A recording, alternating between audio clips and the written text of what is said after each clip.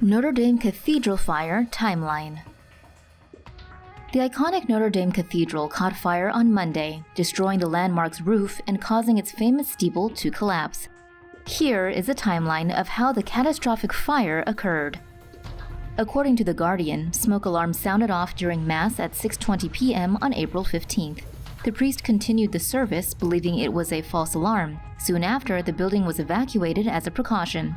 By 6:43 p.m., a second alarm had gone off and firefighters had been called in as the flames were quickly spreading to the cathedral's roof. Fire Chief Jean-Claude Gallet told the New York Times that the fire began in the cathedral's attic. According to Reuters, at 7:40 p.m., the fire had spread to the 850-year-old cathedral's famous spire. Minutes later, the spire collapsed in its entirety. By 8:07 p.m., the roof of the cathedral had also collapsed.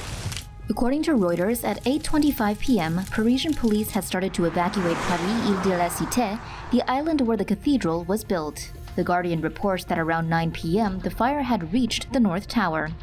By 9:40 p.m., Gallet told The Guardian there were 400 firefighters, 2 helicopters, and 2 water tankers attempting to extinguish the fire.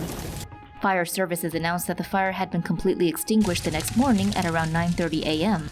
According to Fortune, the following artifacts had been recovered from the fire so far: the crown of thorns, the tunic of Saint Louis, the rose windows, the great organ, the Notre Dame bells, the bronze statues of 12 apostles, and a few paintings.